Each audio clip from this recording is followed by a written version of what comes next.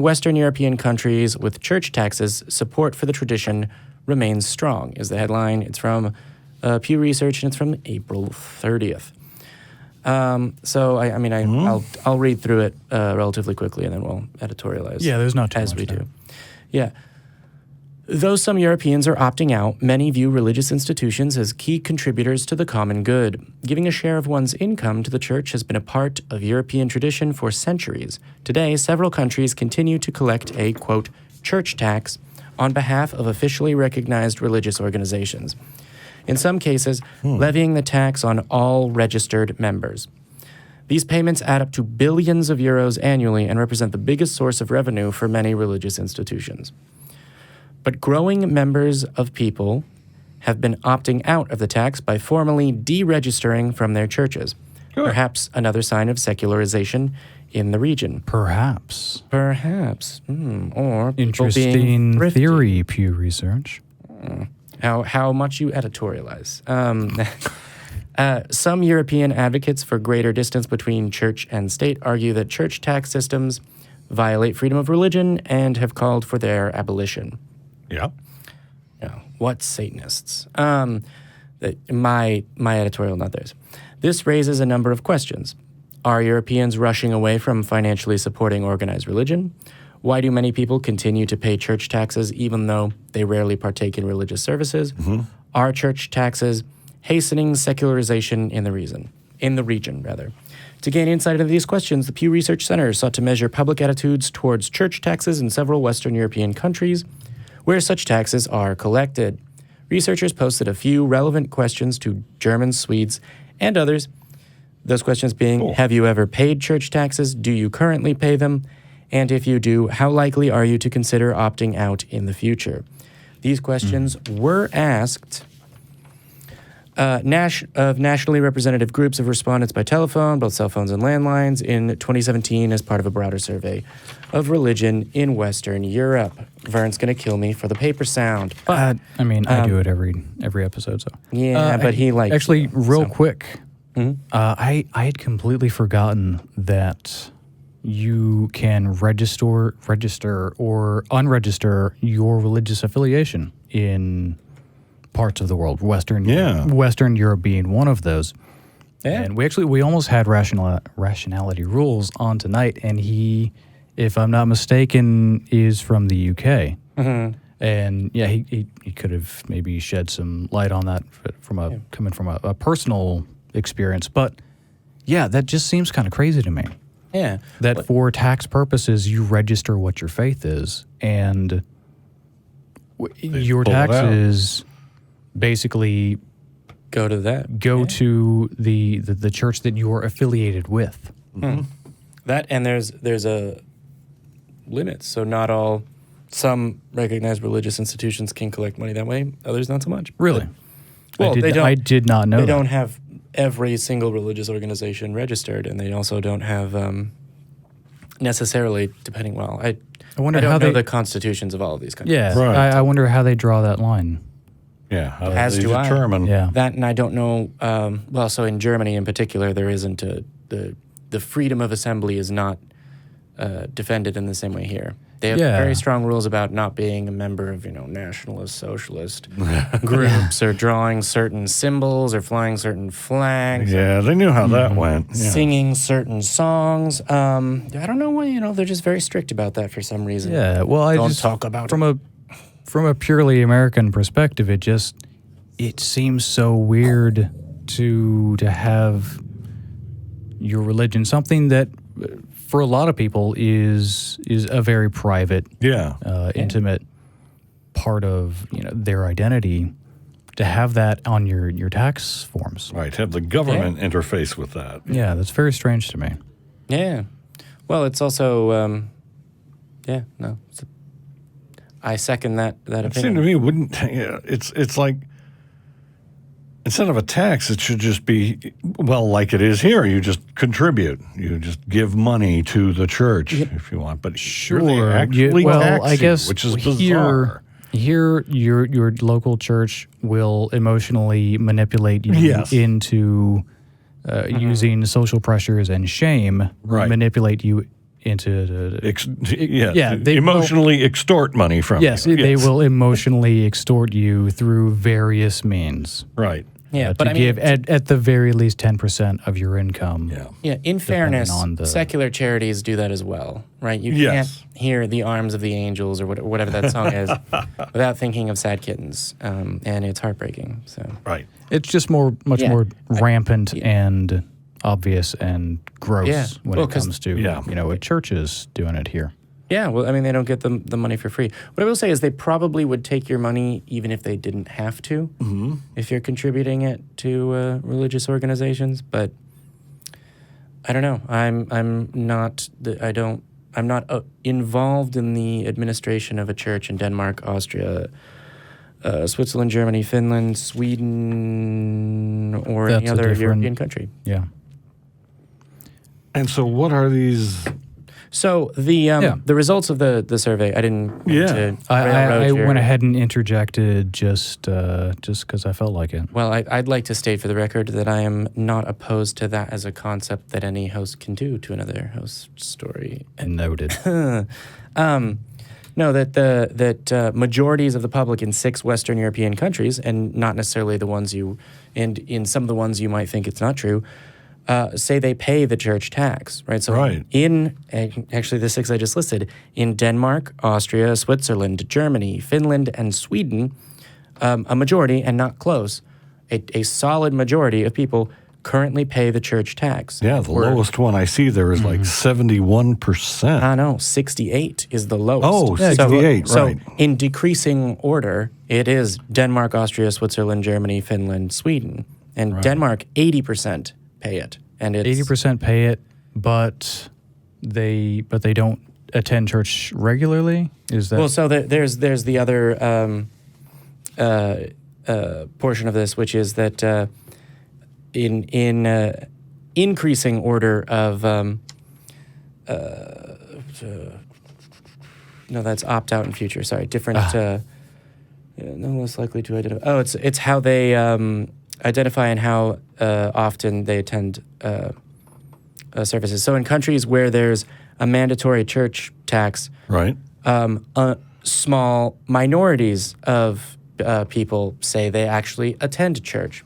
So it's almost like, there's a mandatory church tax. I don't have to go, and I have this vague concept of, the church is good, definitely, take my money. Right, so it's these people identify as Christian, but and they don't, only 30% attend. 80% identify and only 30% attend. Yeah, and that's Austria, and you're reading over my shoulder. That's right, fine. I am. That's fine, that's cool, whatever. So to be clear, there is a fairly low attendance rate, and yet there is still a fairly high willingness to pay the tax? Just to keep paying the tithe, as it were. Yeah, to pay the tithe tax, whatever you want to call it, and to identify as Christian, right? In all of these countries, a majority of people identify. The lowest, like it's they're all casual. Traditional thing. Yeah, I mean, they're all casuals. None of these players are hardcore, man. Right. They got no points. They ain't in it. Well, I mean, to be fair, Europe has a much longer, much deeper history than the U.S. does. And a lot of that history, just by default, the church is heavily ingrained in that. Yeah. So Denis is trying to read the numbers before I can say. I think sorry, there's a greater appreciation for history. In a place where there is significantly more of it. Well, that and the culture is different, right? They don't have churches telling people that they're going to go to hell the way that we do here.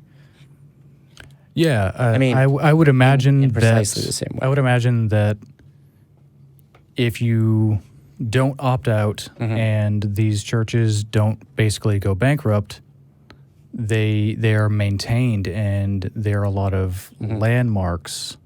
Yeah. All over Europe that are able to stay up. Yep.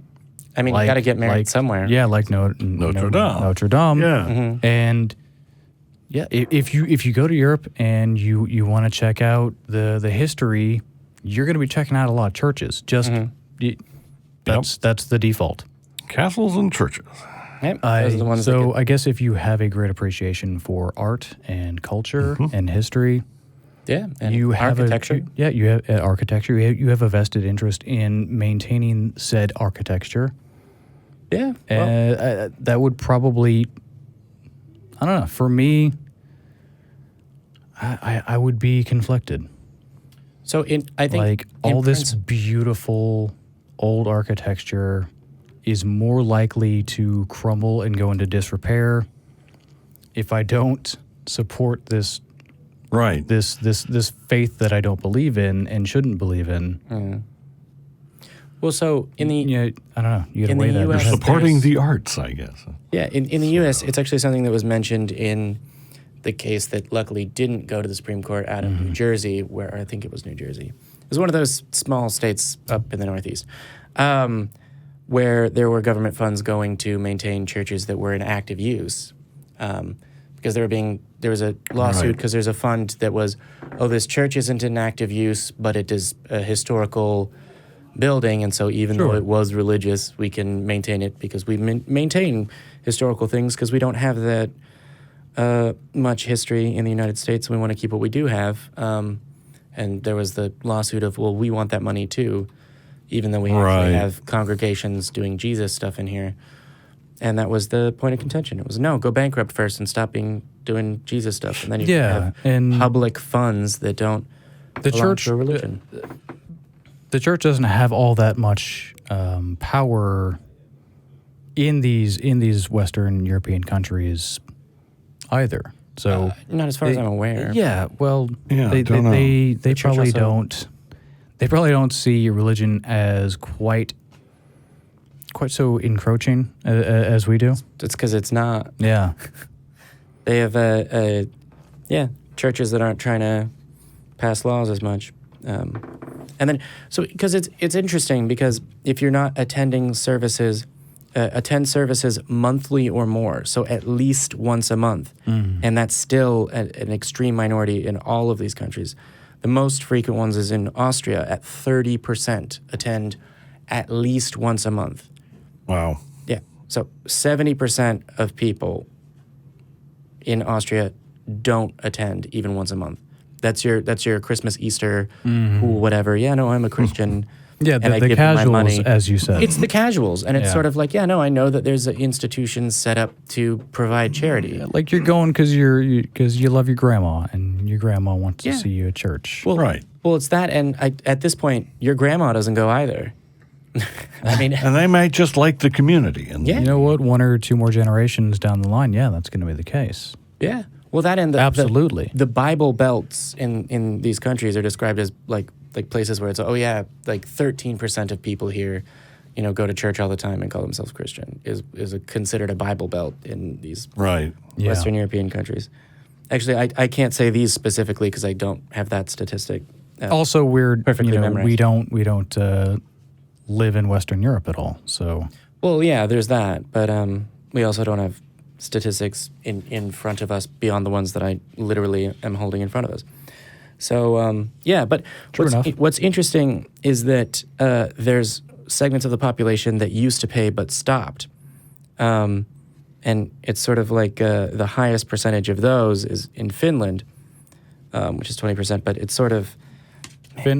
This isn't religious sociology, the show. Otherwise, this segment would be much longer and recurring. It's really interesting. So Finland has the largest percentage of people who have stopped essentially tithing. Yeah, it has the largest percentage of people that have essentially stopped tithing.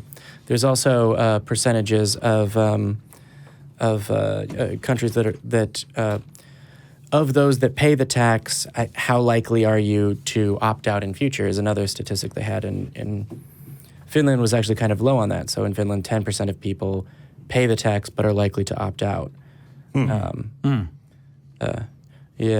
But in any case, let's see. There's something else. Yeah. So people in church tax countries are no less or more likely to identify as Christian or attend church services because they looked at, this is the part that expands, so it's new information, so sorry for throwing a bunch of numbers at you without the visuals to help you remember them, but there in countries with a mandatory church tax, Austria, Finland, Switzerland, Germany, Denmark, Sweden, those ones. Sweden was the lowest with 52%, but those first four, Austria, Finland, Switzerland, Germany, and Denmark, it's between 65 and 80% of people say, no, I'm a Christian. And then where there's the voluntary church contribution, Portugal, Italy, Spain, it's between 66 and 83%. And where there's no official church tax, countries like Ireland, the United Kingdom, France, and Belgium, and actually Norway as well, it's between 51 and 80% Christian. So, I mean, I have this stereotype and therefore this confirmation bias of, they're like, I'm Christian, but they're casuals, right? Yeah. I mean, you get a lot of that. Yeah, you get a lot of that in the States of the kind of the liberal Christians. Yeah, it's where maybe they didn't believe, they didn't really give a damn for basically most all of their life until they had kids, and societally they've been taught that you have to raise you them have this way. to you kind of have to raise your kids. It's not even that it's with just some kind of religion. Otherwise, they're not going to have any morality. Well, I mean, I think it probably also gets looser than that, which is not just you have to do this. It's just this is how you do it. That too, right? It's just like it's just the default. Yeah, it's like when I misbehaved, I was put in timeout and told to sit on a stair. So that's what I'll do with my kid, and it goes without thinking. Mm-hmm. Right. It's tradition. Tradition. And that's why women are targeted very specifically by a lot of churches. The more active ones, yeah. They're like, okay, if you get the moms, you'll get the entire family. You'll get the kids. Yeah. Because they're gonna go along with what mom wants because maybe she's gonna be insistent. Well, that and particularly if you're thinking about it and they say, yes, I'm a Christian, but I don't attend things regularly, which is all of them basically. Yeah. In terms of the statistics, it's not that I go every week and pray is not what they think of as being a Christian. They think of the tradition. So, I mean, I don't have statistics as far as how many people in these countries get married in a church or do funeral services in a church or have baptisms in a church, these things. But there's something to be said about human cultures having a hello community, let us all gather and celebrate. A person, two people deciding to start a family or just fall in love and live the rest of their lives together or eventually get a divorce, whatever. Hey, look, a child is born, that's something significant. Or, oh, shit, someone's dead, that's something significant. There's something to be said about community marking these, life events. Yeah. Everybody sharing that, yeah. And I think that kind of cultural Christianity, at least in America, has become progressively vague. Yeah. Which is, awesome. I would say why it is kind of going off in the spirituality direction more so. Right.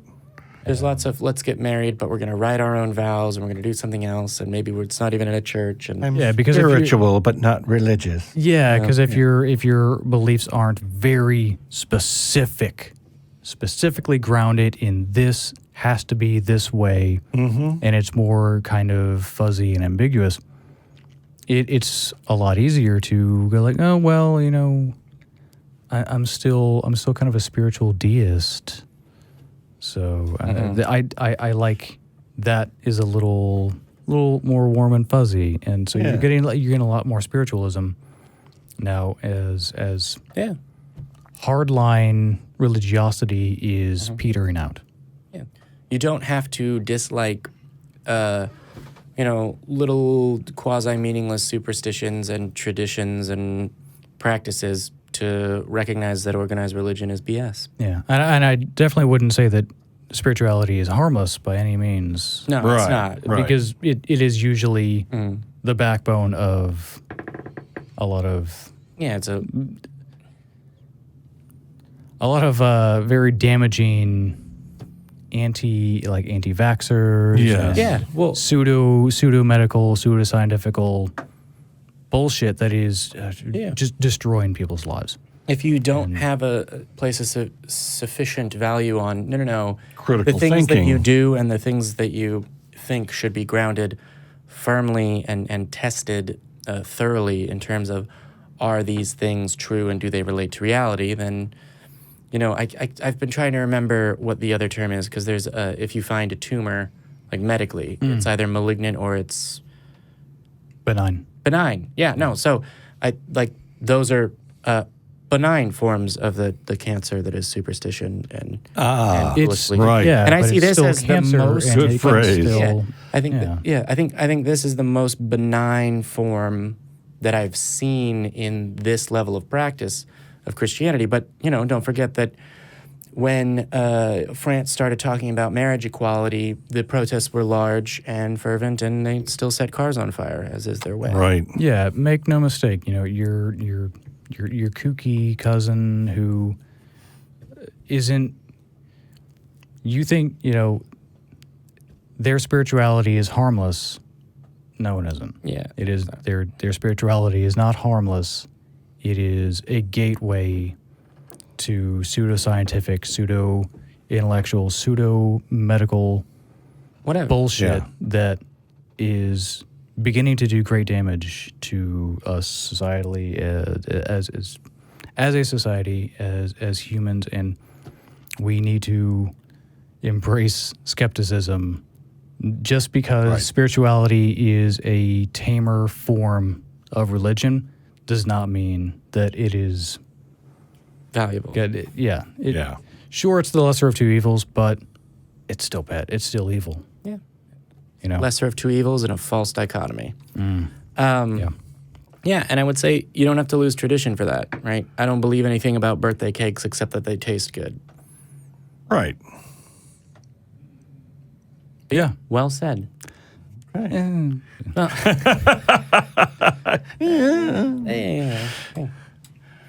not going to give myself too much credit. I can't. It's not in me. It's not in me to give myself. Well,